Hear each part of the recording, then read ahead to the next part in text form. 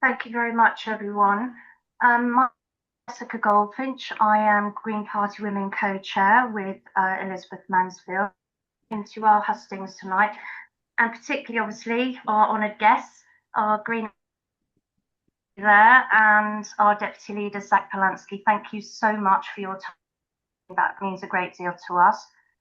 I have pressed record. I'm uploading that to the cloud. I'm not super techie. I'm freezing it a little bit. What will happen is if I permanently freeze, I will go out and come back in again, but Liz will take over the questions. Ellie. Hi, Jessica. Yes, we lose a little bit of your audio every, like a word every sentence or something. That's what's happening for me anyway.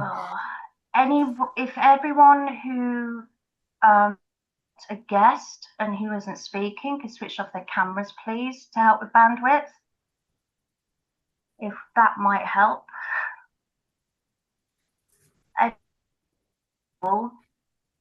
Then let me know and I'll have to hand over. Okay, so we've had attunement, we're now recording. So for the benefit, what we did is we sent the questions out beforehand to Ellie and Zack. That is, we just don't want any surprises. It's not a purity test. We're not asking for pledges. We just want people to give the best account of themselves. And also we were thinking that sometimes answers aren't fully formulated. You're still gathering your opinions and your evidence. So whatever out, they come out as they are. And obviously we are proponents, and you are welcome to speak candidly as you wish.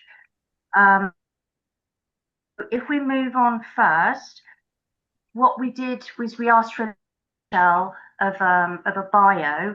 And so my little nutshell is that I've been a Green for 23 years.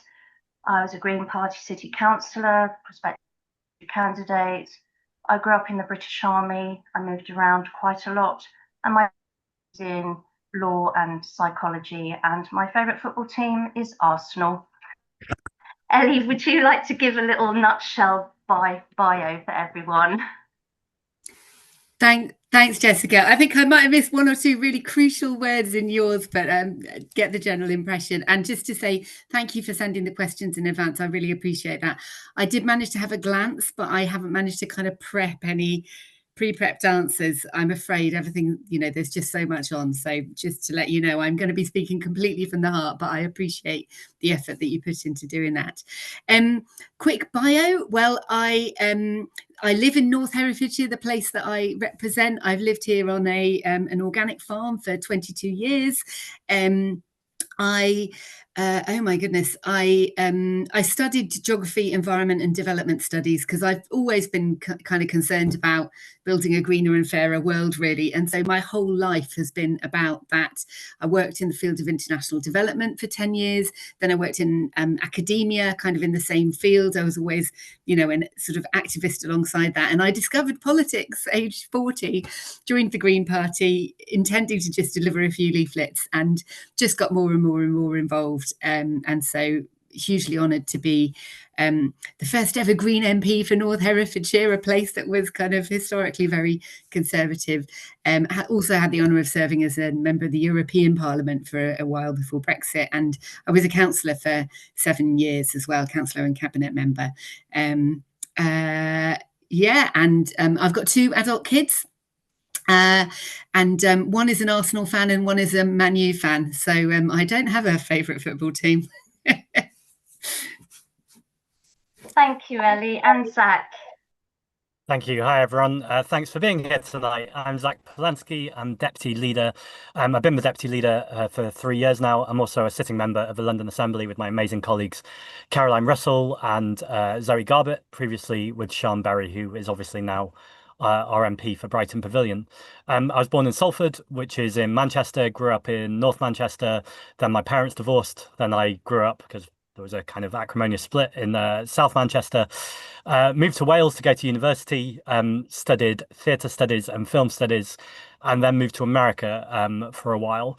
When I came back to the UK, I worked with a group called Theatre of the Oppressed. So this is working with marginalized communities. It comes from South America with the favelas, where they're working with some of the people suffering the most poverty in terms of helping people to empower people, particularly women, but also disabled people, in how to beat systems of power or how to use your voice or your allyship to challenge status and power. Did that for quite a few years, also working in bars and restaurants and doing all sorts of things when I moved to London. In terms of other information, I'm vegan. I can make a mean spaghetti bolognese, although it's one of the only things I can make. I'm a huge fan of dogs.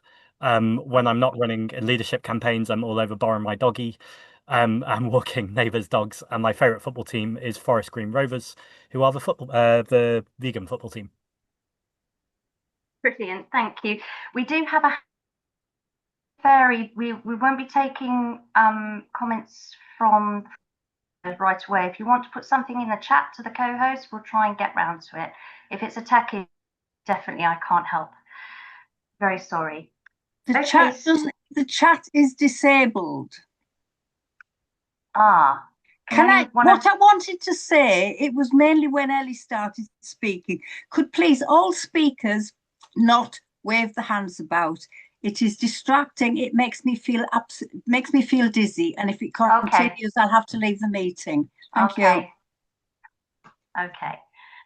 So this little nutshell bios. Before I hand over to Loppy to ask her 3 questions, my one is: how do you think other candidates describe you? How do you think other candidates describe you? Which one of us do you want to go first? Zack. Yeah. Thank you. It sounds vague because I don't know if we're talking about Ellie or candidates more generally, but I'll go for it. Energetic. I'm always on the move. I would hope warm. When I talk to people, I'd like to be present. And I wrote another word down when I was thinking about this earlier. Oh, determined. I'm pretty when I've got my eyes and focus on getting something done. Thank you. And Ellie? So how I would like Zack to describe me? Yeah. Or how you would they be hope they would see? I hope he would see me as an absolutely fabulous dancer, because I've definitely spent time on a dance floor with Zack, getting the party started at conference. I hope Zack would describe me as incredibly hardworking. And I hope he would describe me as somebody who speaks from the heart. Thank you both. Linda, Loppy, are you there?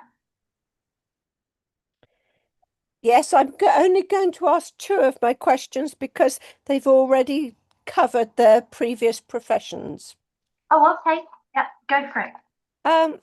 Number 1 is, if you become leader of the Green Party, what 3 issues would you prioritise to campaign on?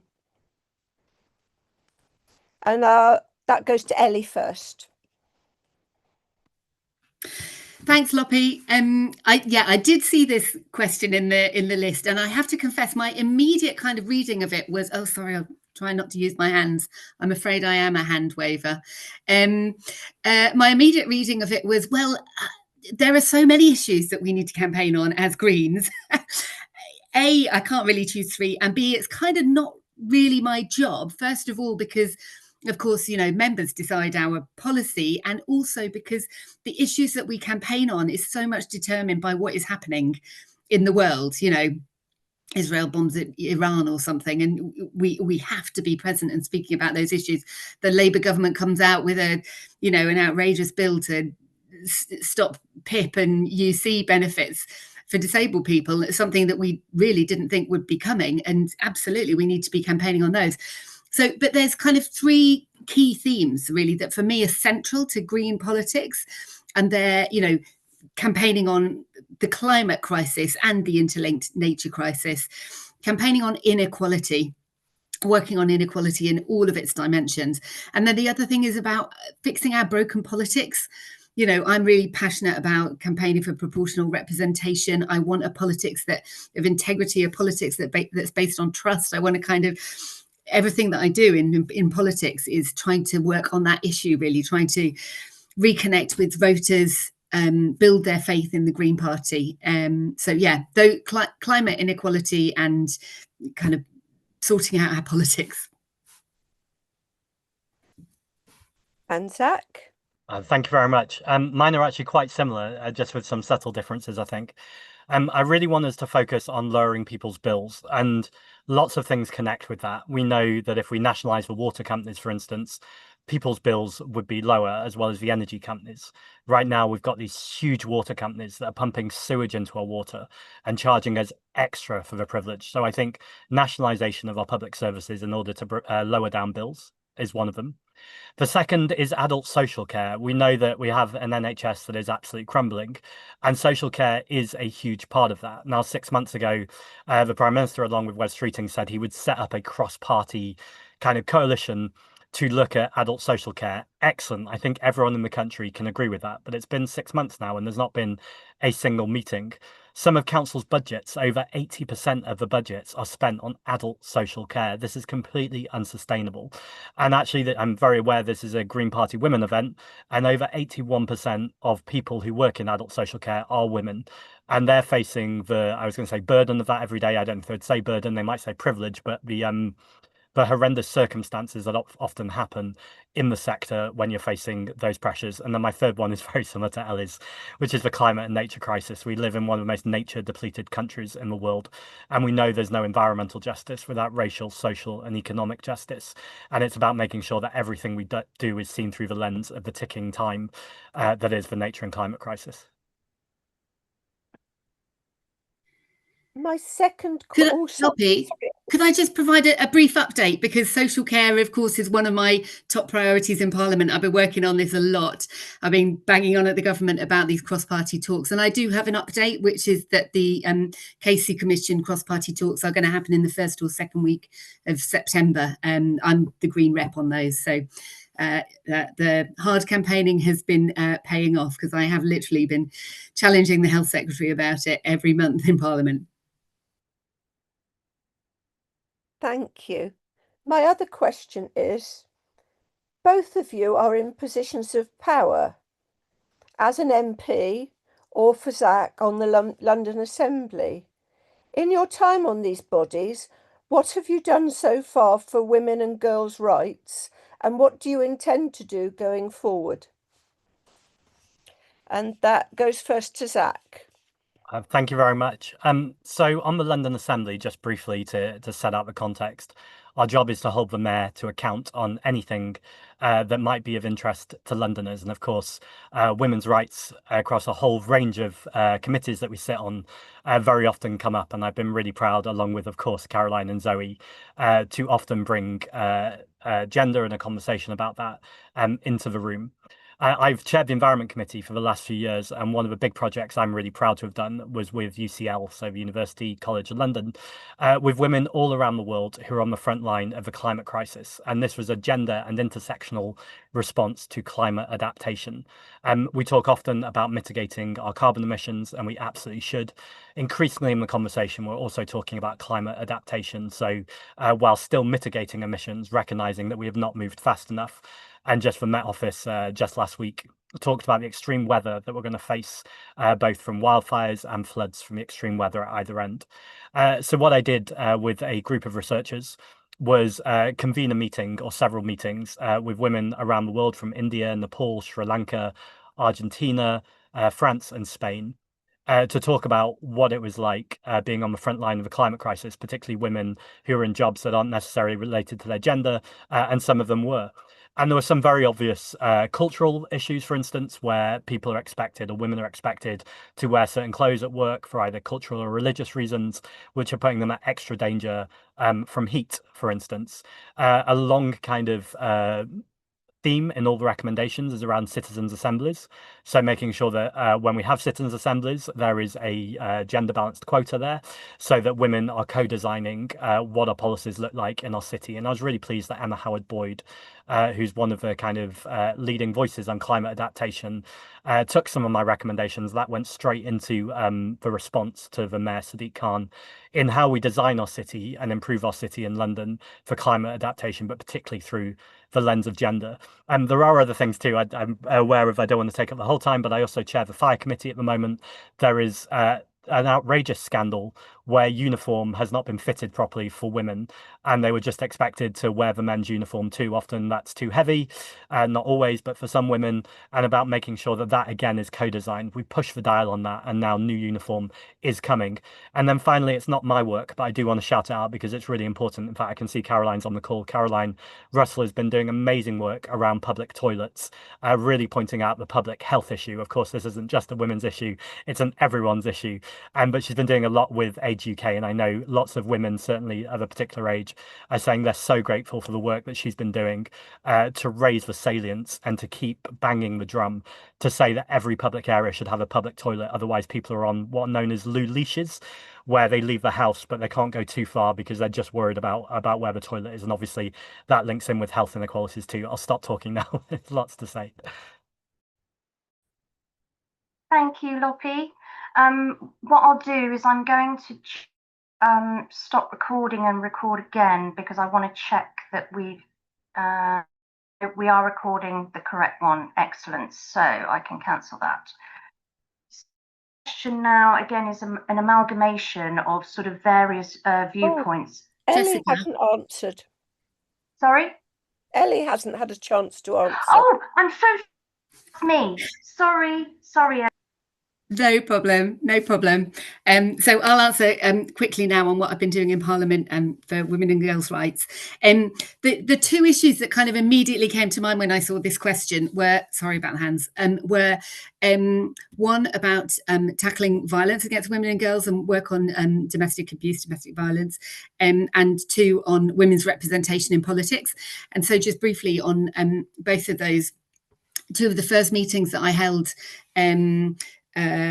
last year when I was elected was with West Mercia Women's Aid and with West Mercia Rape and Sexual Abuse Support Centre, our local women's rights, women's support organisations, and immediately table parliamentary questions to get information that they were wanting to have around statistics and issues that they were wanting to raise. And I've got really good relationships with them, with my local women's equality group. On the exact anniversary of my election, I went and gave a talk at the local women's equality group.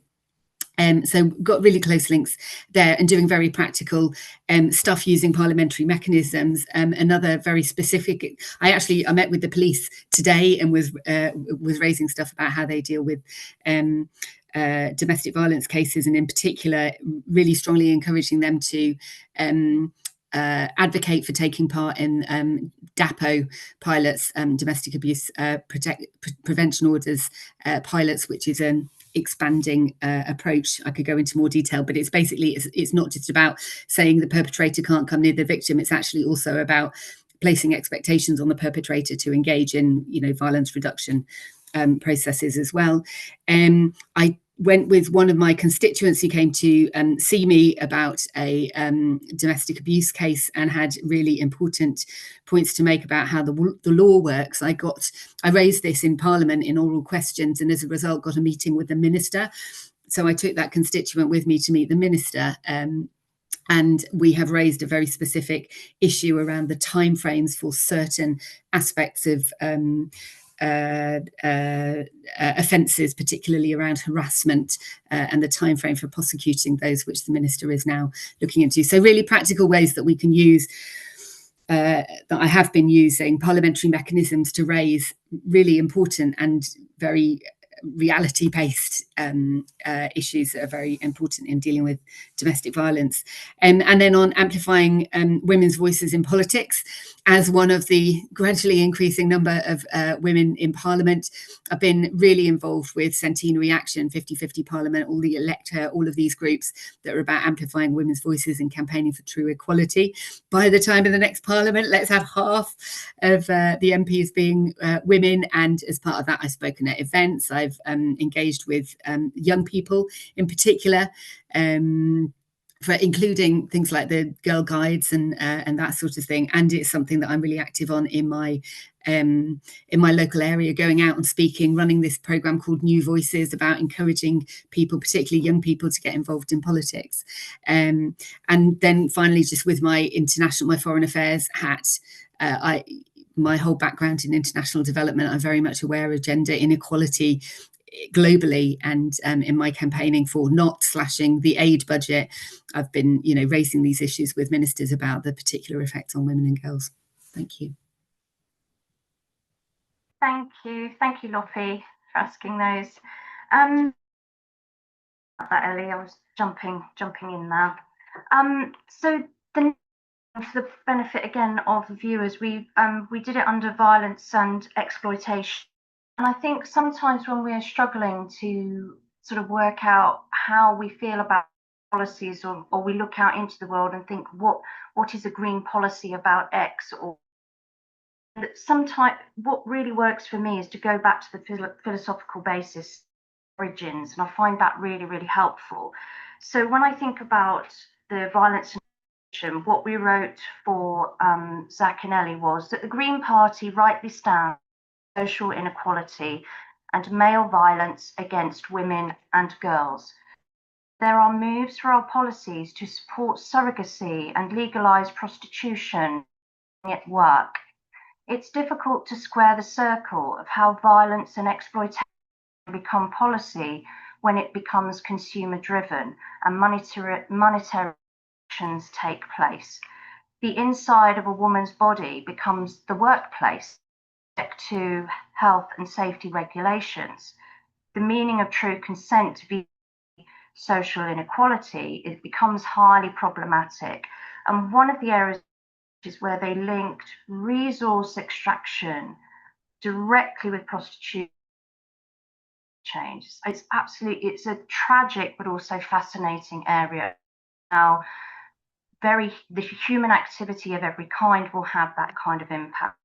For us, there appears to be a conflict with the Green Party's advocacy for autonomy and the reality that is desperate women being exploited by power, ergo men exploiting prostituted women and couples and poorer women as surrogates. So the question that we formulate, can you explain how maybe you square the circle or you don't? What are your views on that? It's a dilemma. For us, it's a dilemma. Ellie first. Thank you, Jessica, for the thoughtful and the thought-provoking question.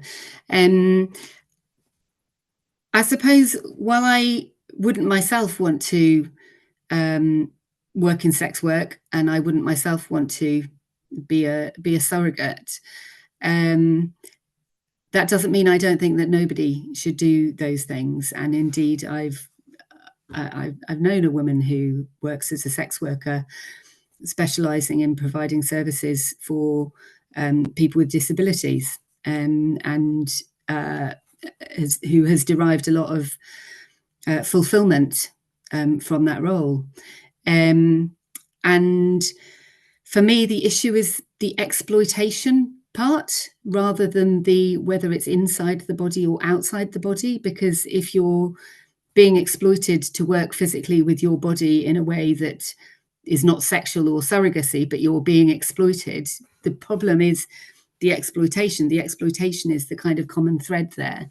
And for me, it's, I suppose, more of a question of degree as to which part of the body is involved. I do, I mean, in fact, on the question of decriminalisation of sex work, I requested a briefing from the library quite recently on this subject, from the Commons Library. One of the things we can do as MPs is kind of request factual, objective briefings, evidence-based briefings from the library on topics. So I did request a briefing specifically on what are the different models in all of the different countries, some countries that could be compared in order to try and better understand this. I'm really sorry, I haven't got it in front of me and I can't remember the details of it, so I kind of don't want to go into the real details of it, but I suppose hopefully I've communicated my kind of core feeling here, which is that it's the exploitation that is the problem, and recognizing that there's a particular form of exploitation which is about sexual exploitation, and particular safeguards that we absolutely must have around that. You know, I think working in sex work is a valid thing to do if it truly is a person's choice, whatever their gender, as well. Yeah, I think I'll stop there. Thank you. It's a difficult one. You know, sort of sensitive subjects are really difficult to cover. So I hope you're okay. And Zack, please, your thoughts. Thank you. They very much align with most of what Ellie just said. I guess I'd start by saying, and I know there's no difference with us on this, that anyone who's exploited or feels like they're forced or are forced to do anything with their body is completely unacceptable. So when it comes to exploitation and when it comes to essentially modern slavery, I think that's clearly something we are going to need both a public health response, a criminal response, and also a preventative response. The party also, though, has a proud history of supporting sex workers and advocating not for legalization, but decriminalization. And the reason for that is to make sure that the sex worker has the power here and that they get to decide what work they do or what work they choose not to. But by it being legalized, it then goes into the hands of the state, who are then able to create another set of exploitative laws, potentially, that take power agency away from the worker. Having spoken to many sex workers, both people who, frankly, I used to work with as actors who during COVID have lost their jobs, and are now some of them doing sex work, and just other people I've worked with as a politician in terms of advocating for their rights. Many of them, and I think it's always important in this conversation, are really empowered by the work that they do. And similar to Ellie's story about providing a service for disabled people, that's also a story that echoes with stories that I've heard. There are undoubtedly, though, in this answer, people in this country who are doing this because they can't afford to put food on the table, to feed the kids, to pay for transport, to get to any other job, and they might be working multiple jobs. And that's clearly not an acceptable situation. But I think the answer here is definitely not to punish or to criminalize the worker, be they male or female, but actually to look at the material living conditions and what's being caused by austerity. And not to tangent too much, but this is exactly why I advocate for something like a universal basic income, and our party advocates for it. One, so everyone can have a safety net where they have food on the table and a roof above their head, and without having to worry about what job they need to do or work they have to do. But also there's a big gendered element to universal basic income too, that it is not going to a household or going to a couple, but actually there's an empowerment thing here where every single individual, and it's important an individual, receives that money so they are then free to do with what they want to do with their lives. And then very finally, I would just say that when we talk about sex work, work is a neutral term. It doesn't mean it's good or beneficial for social purpose, but it just means that it's something that people are doing for financial reasons in a capitalist system. And we know the ultimate thing here we really need to do is change that system, because it's outrageous if anyone ever feels like they need to sell their body just to get by. Thank you. Thank you for your sensitive answers as well. I agree on every aspect, but that's okay. That really is okay. Thank you. That's very illuminating. So next we move to Liz. Are you here? Yes, I'm here.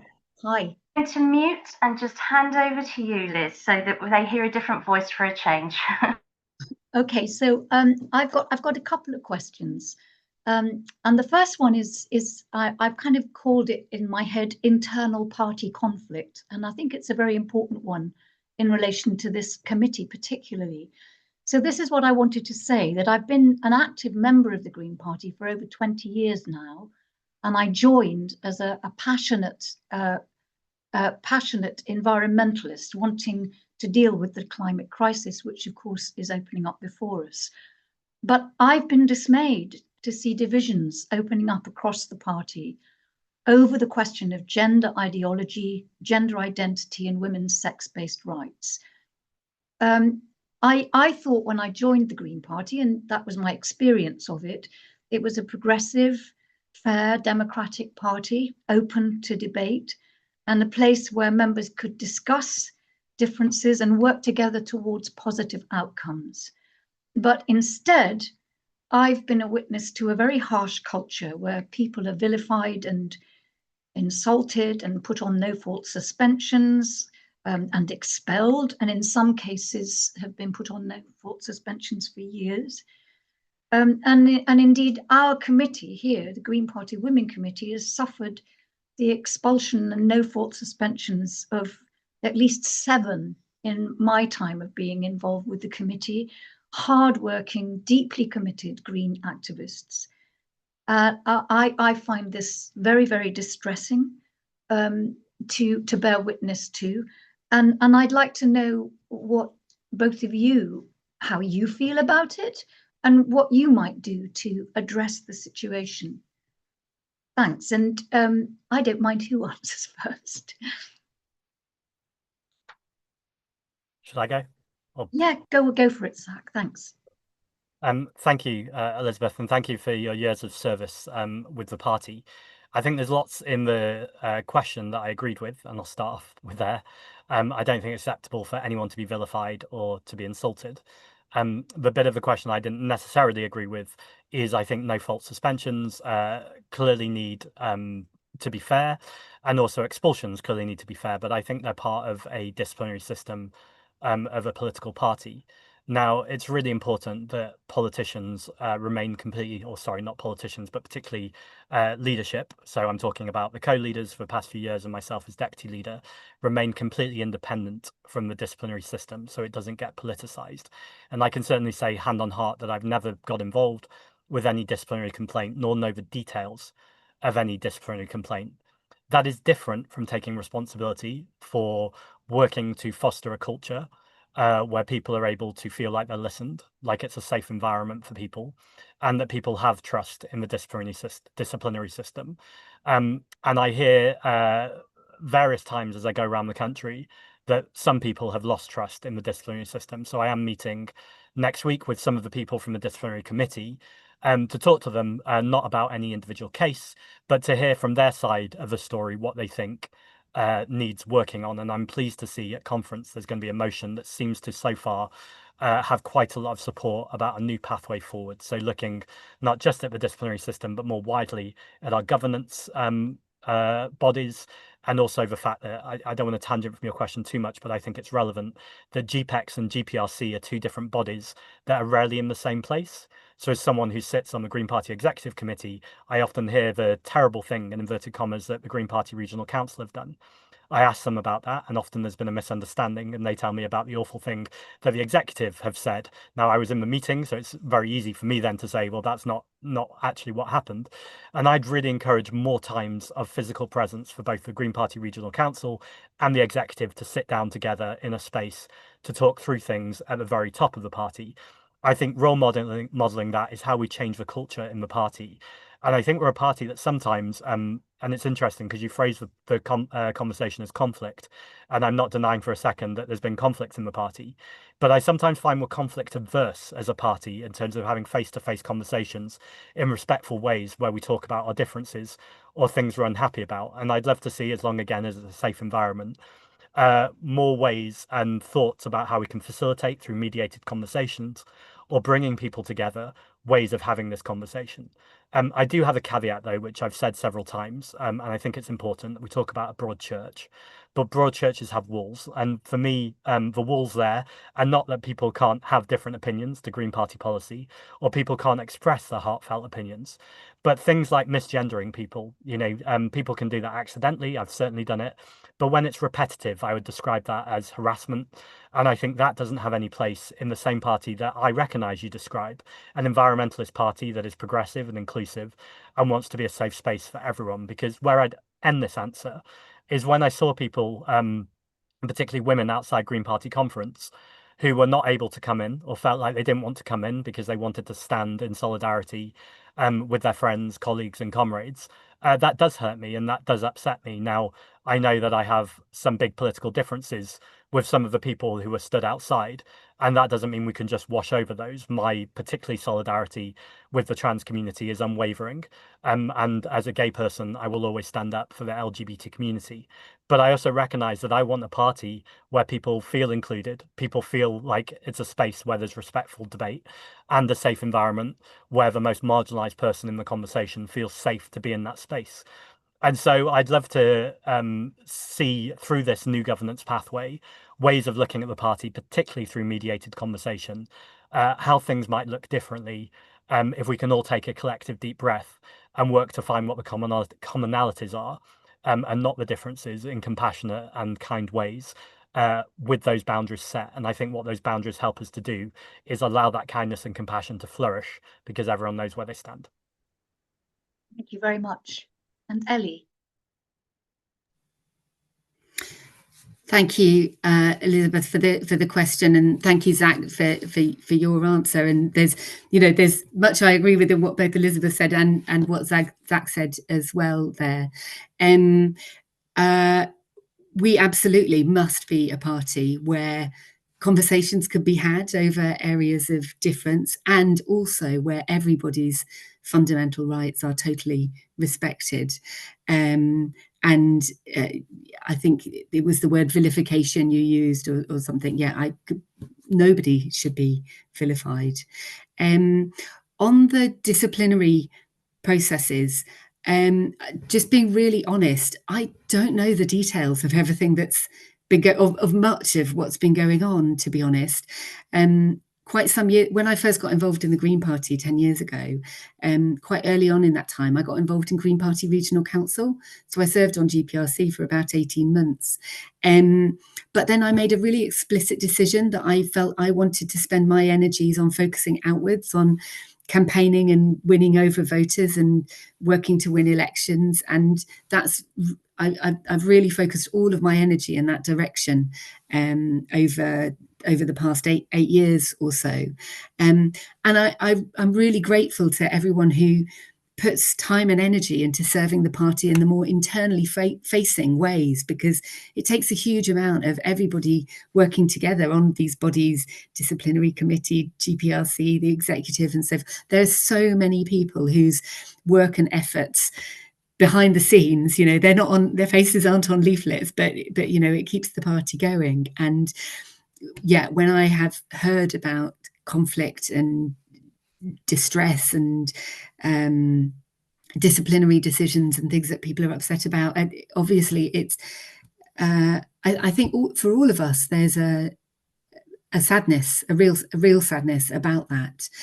And I think the spirit that what Zack was saying there about having compassionate conversations, actually while Zack was talking, I was thinking about a phrase that I've sometimes talked about in hustings in relation to when people have asked me about foreign policy in Israel, Palestine. There's a book that I read that's got this phrase, "This will not be over until we talk." And so this thing about having conversations is so important.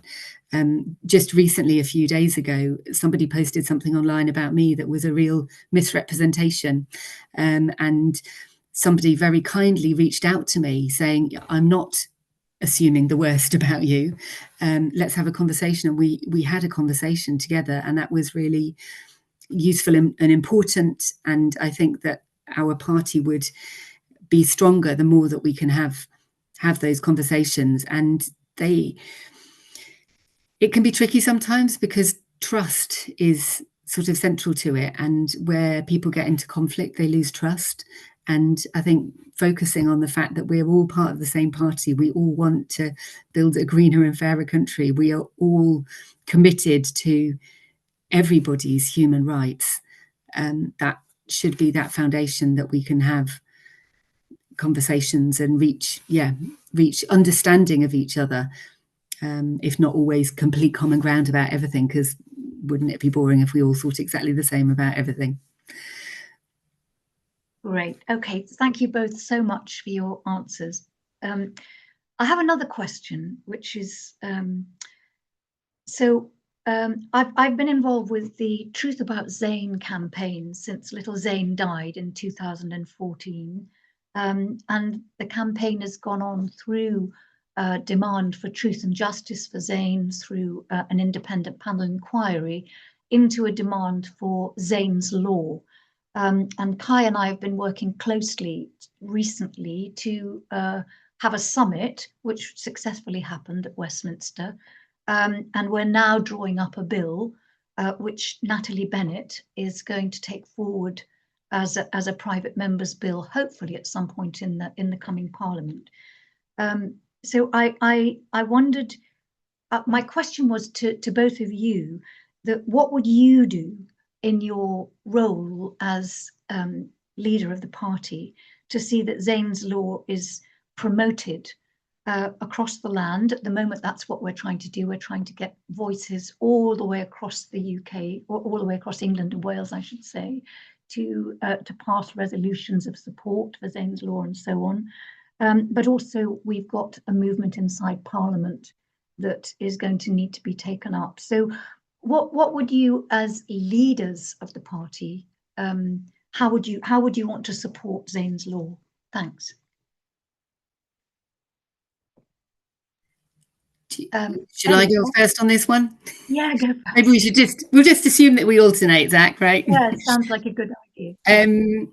Yeah, thanks, Elizabeth. And of course, last time I saw you was at that summit in Parliament. So very well done for making that happen. And it's great that Natalie's taken the bill forward, and the Green MPs stand ready to support in the Commons, as and when we can. Unfortunately, private members' bills, unless you come top of the ballot, basically you've not got a great deal of chance of getting them somewhere. But we do absolutely use that mechanism to raise and push forward issues. And indeed, Sian recently had a 10-minute rule bill on the clean air law, Ella's law, which I think it was Jenny had introduced in the Lords, and Sian is taking it up in the Commons. So there's lots of opportunity there. And as leaders, I think the point that you were making about connecting campaigns. So, for example, connecting campaigns that we're running in Parliament with what the party can do more widely. We were actually just talking about this yesterday, exactly this, and we really hope to be able to do much more of this, because we've got huge strength as an organisation with all of these councillors, all of these councils where we've got significant leadership roles.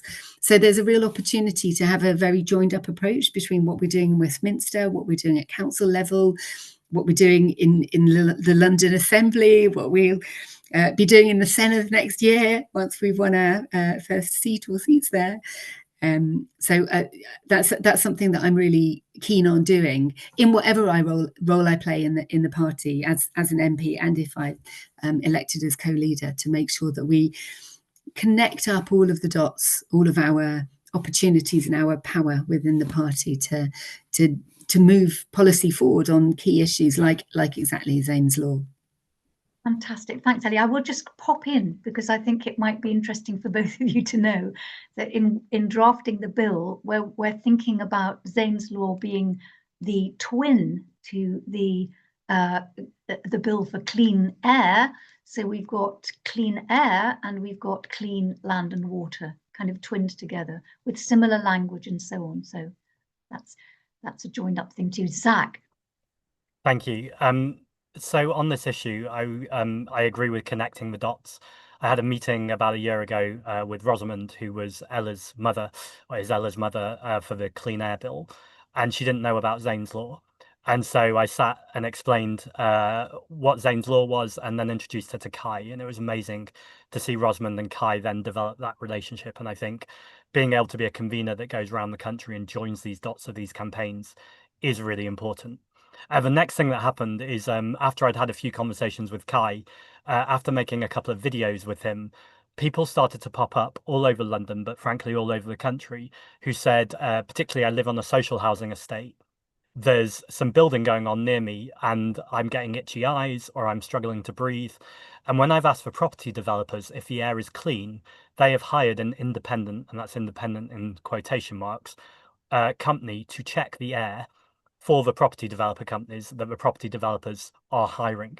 And it was very obvious to me very quickly when you join the dots how this is an absolute scandal. And just like the post office inquiry and the blood scandal, every journalist I've been speaking to over the past few months, and I've been speaking to lots of journalists, I've been talking about Zane's Law. And in fact, I said to Kai, as I've been going around the country, I've been doing lots of rallies with different organizations.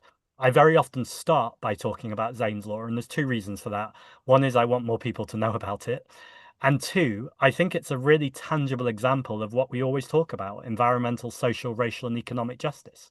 This is where corporations like Monsanto, who were able to dump chemicals on our land in the 70s and 80s.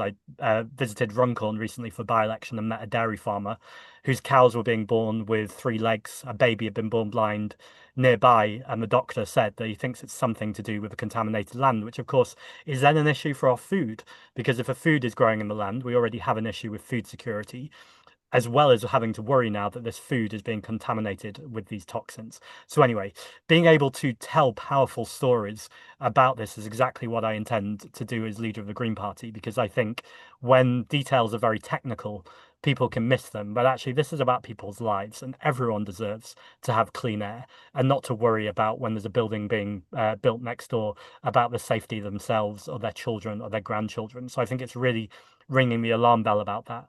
The final thing I would say is I've just commissioned an investigation in London into forever chemicals, so PFAS.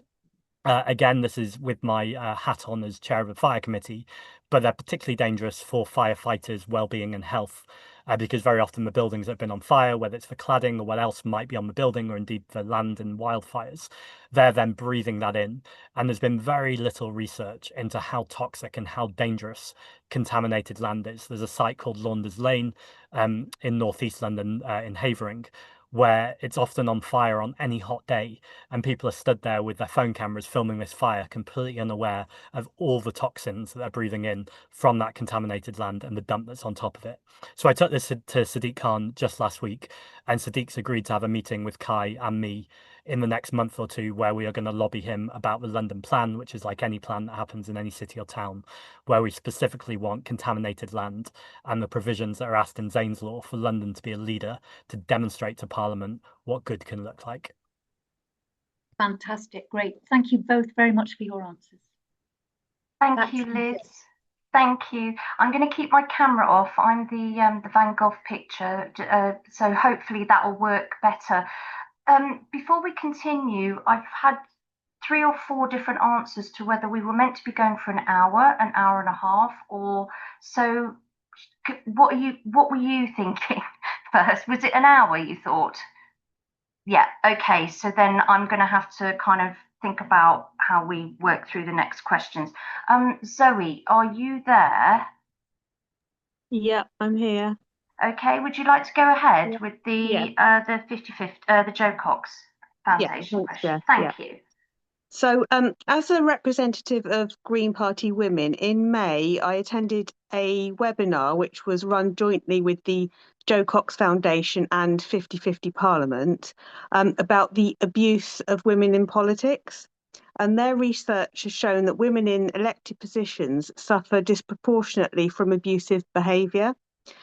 This harassment and intimidation can discourage us from standing for election in the first place, and once we are elected, can make us want to step down. The perpetrators are sometimes constituents, but often they are other politicians and even those from within the same party. And this behaviour sets the tone for how the public view and interact with their representatives, so it has a knock-on effect. So obviously, while robust debate is an essential aspect of democracy, these organisations are calling for more respectful discourse with those of opposing views, both across and within parties. And as Green Party Women has aims that include raising women's voices and tackling violence against women, this is a key issue for us. So my question is, what will you do to ensure respectful discourse in the party that reduces the abuse of female members? So to Zack first. Thank you very much, Zoe. I just wanted to start by saying what a brilliant organisation 50/50 are. I was really pleased to be on the panel with them in Parliament last year, along with Francis, the founder. And interestingly, I was with Victoria Atkins, who's a Conservative, the former health minister. And once I finished speaking, she turned to me and she said that she'll know when we've got it right when you look at Parliament and there's just as many useless women as there are useless men in Parliament. And I just always remember the phrase. Obviously, ideally, we wouldn't have anyone useless in Parliament, but she did talk about the imbalance. But as Ellie said, it is getting better, but it's not there yet. I think there's lots of things that can happen. The first thing is to unequivocally condemn any abuse against anyone, frankly, but particularly women. I know, having worked with two women on the London Assembly previously, Caroline and Sian, and now Caroline and Zoe, that if we put out a similar post on social media, the disproportionality of abuse that they'll get as women is undeniable. It's just very obvious and very clear. And that's because of the systemic misogyny and sexism in our society. And so I think the first thing men can do as allies to women is to recognise that, to recognise the privilege we have in that, and to call it out. So to not be a bystander.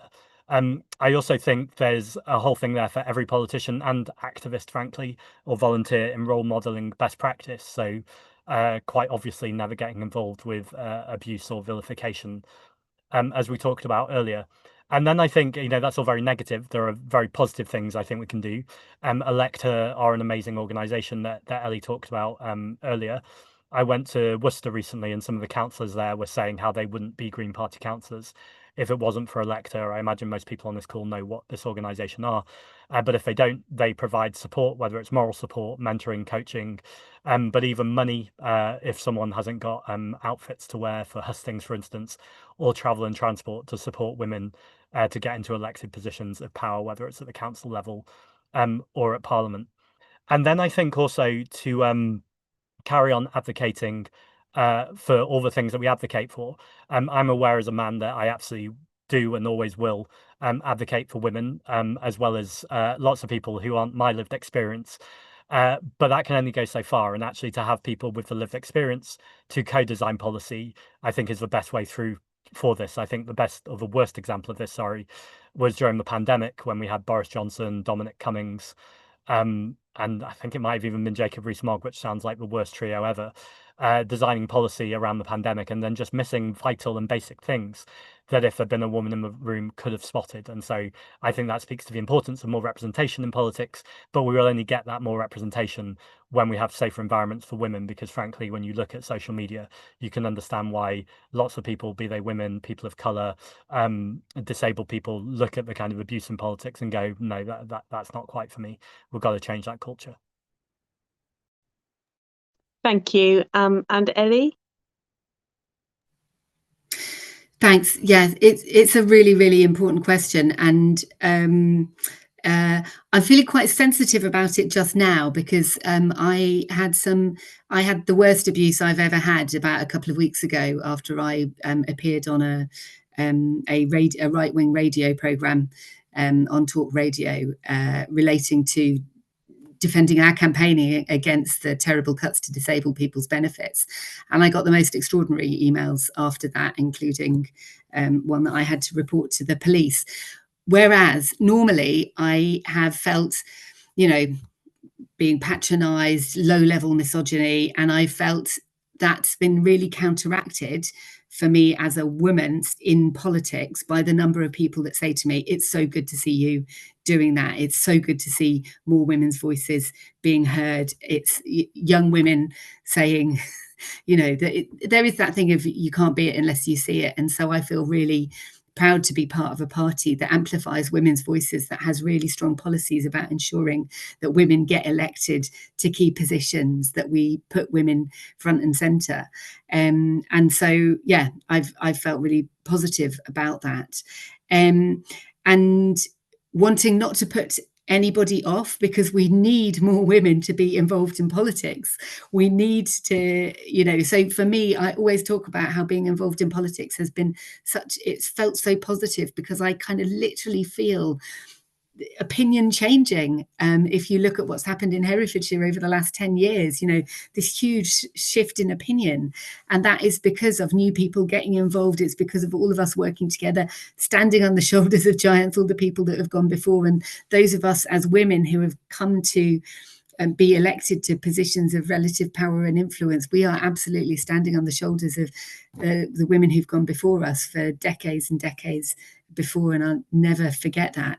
I really think there's something really important about tone in politics, whether you're trying to change, you know, to influence the culture within your own party or within politics more broadly. And I think that for me, it's really, I can't imagine doing politics any other way other than trying to, you know, be inclusive and compassionate and encouraging of anybody who's been marginalized, and reminding us all that we have to talk, and the most important part of talking is listening. It's one of the first lessons that I learned. I remember my first training session in my first Green Party West Midlands regional thing. James Byrne was doing training on how it's important to connect what you want to say with what people want to hear. And so for me, that's just been central to how I think we most effectively do politics as the Green Party. And I recently read Jacinda Ardern's autobiography, and I think, you know, she was really onto something with kindness in politics and compassion in politics. And I think that by modeling that, by living that ourselves, it's the only way to do it, even when you get some random person send you something that requires you to report them to the police. Actually, I've had other experiences of people write to me saying things that weren't quite so horrific, where I've written back and said, I don't understand why you say that, because I didn't say that, I said this. There was something recently with a Northern Ireland veteran who'd completely misunderstood what was happening in politics, what I had said and so forth. And at the end of this interaction, this person was really, really happy with that interaction. They had started with having felt that their faith in politics had been completely destroyed. And at the end of a bit of a back and forth with my constituent, you know, he said he was very happy and I'd restored his faith. So yeah, there are some knocks to be had, particularly as a woman in politics. But I think there's also an opportunity to try and model a different tone of politics. Well, thank you. Thank you both, and thank you, Zoe. Well, we have come to the end. Sadly, it's 9:01. Before we go, I do want to say this. It takes a certain type of courage to stand up and be counted and stand for election. It really, really does. And I think it's more important. I think people underestimate, because, you know, there's a possibility you'll be rejected, but you still do it anyway. So bravo, really, bravo. And I think it's more important as well, because we look around the world and there are countries where they can't stand up. So we have to keep doing it, and we have to keep standing up and being democratic and open to free speech. So thank you both and all the candidates for standing up. And I wish you both the very best of luck. And thank you, everybody, for tonight. And I'll switch my camera on now. But thank you. Thank you, everyone. And enjoy the rest of your evening.